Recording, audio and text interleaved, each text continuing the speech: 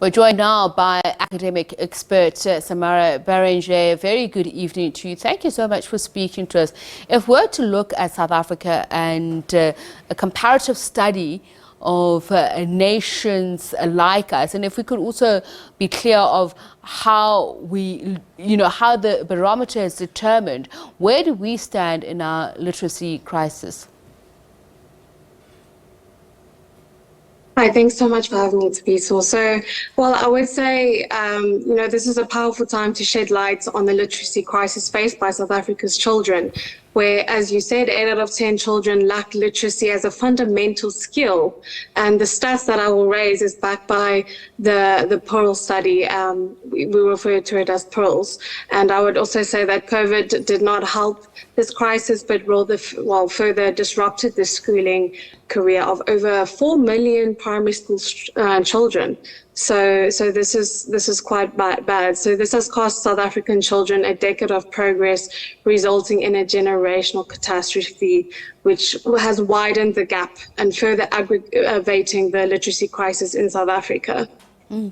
So we often talk about the foundation phases, but I'm just wondering, when we are, as even parents, caregivers, etc., determining when a child is ready to start reading. I mean, often you hear that children, an unborn child can hear the voice of their mother, their father, and some even go to the point of starting to read to their children while they're, still gestational, just so that they can start getting used to the sound of that. And I'm just wondering, those kind of strategies, and starting from the education system, when is the foundational phase? When does it actually begin? Because it seems that it's a matter of approach, a cultural thing.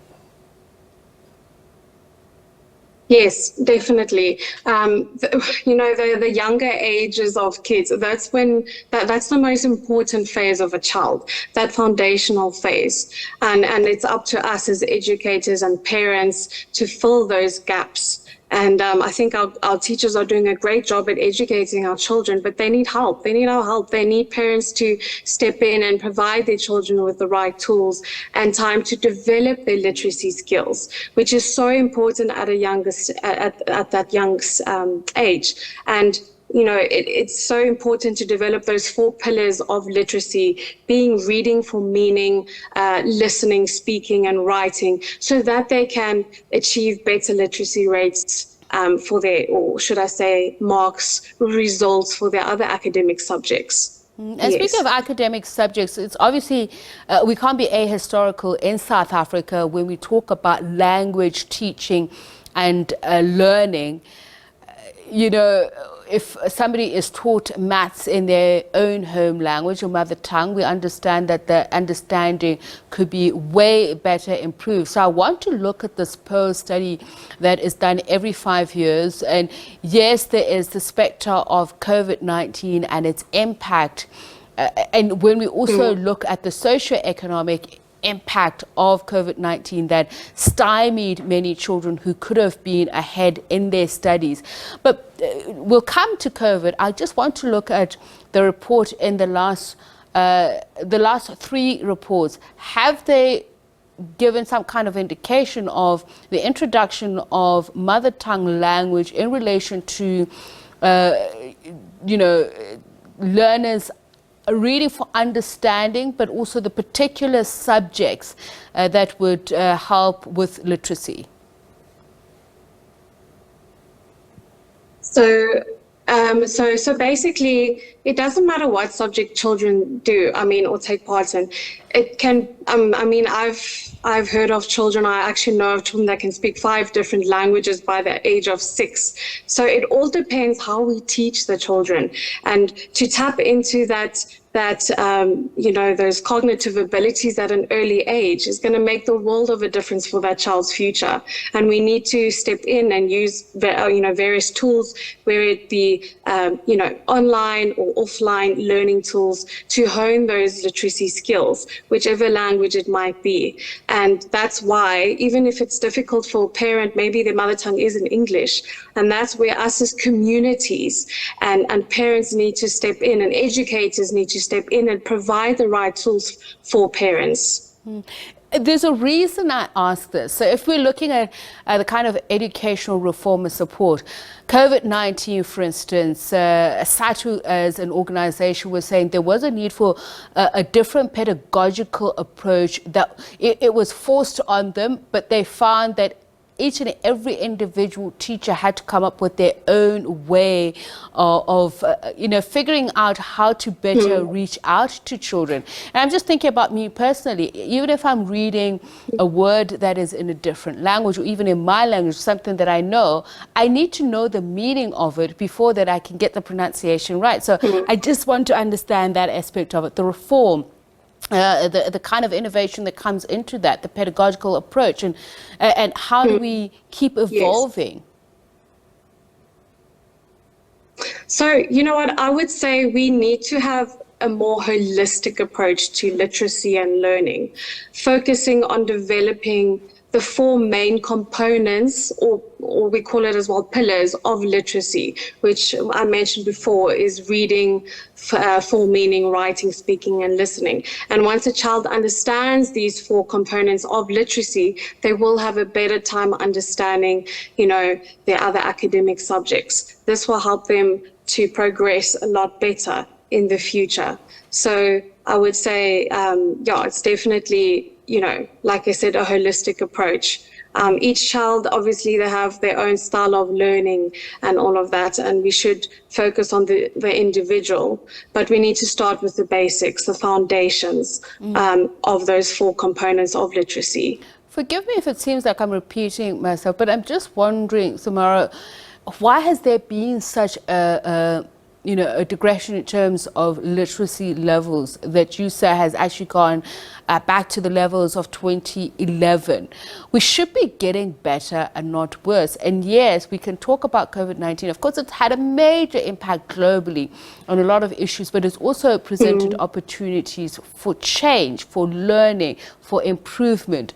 So before this point of COVID-19, what was going on from 2011 to, for instance, 2021?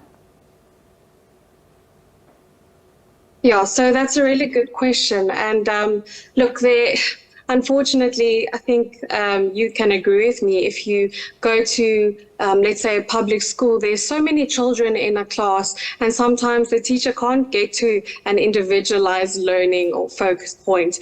And sometimes the parents, we live in a generation where you have both parents that are working now. They get home late, and then you have got teachers that have sometimes more than 40 kids in one class. And that just tells us that, a child sometimes doesn't get that opportunity, that attention that they need. And sometimes they only need just a little bit of help to fill that learning gap. And that's why I'm saying, as communities, we should help and step in. Educators, find new solutions, how to close these gaps, because it's just the way of the new revolution. We're already going into the fifth industrial revolution. And like I said, where both parents are working, there's just no time to focus on the child. So we need to try and see how can we close these gaps and work together as a community and find solutions, find tools, so that we don't make this learning gap or literacy gap even wider. So just my final question, speaking of learning gap, reading for enjoyment, and you have to inculcate that into a child, but the biggest barrier has to be the cost of reading. And also, again, I go back to the reading in one's own mother tongue. Even if we're, rearing our children to be multilingual, what advice do you have? What projects are underway to bridge that gap? Well, I would, if I could speak on behalf of Boston, I mean, we've noticed this huge gap, and we rely on reports like the PILS report, and that's why we've built certain tools with an e-learning, like for instance, an e-learning language solution. We've taken advantage of technology. We also need to familiarize our kids with technology because that's the way it's going. And anyway, these e-learning solutions to help parents and teachers close these gaps in literacy and reading for meaning. Even businesses, if we talk about employees, that didn't get a chance to actually finish a grade 12 even. We've come up with a solution for them as well to help employees improve their literacy skills so that they can thrive in their work and careers. So there are various tools that we can use, and it would be great if we could all just step in, especially communities. That's why it's so important as communities to step in, and pave the way for the future of our youth so that we can improve these literacy rates and, help them have a brighter future going forward. All right, thank you so much for speaking to us, academic expert Samara Berrange, just speaking to us about International Literacy Day that was observed last week, Friday.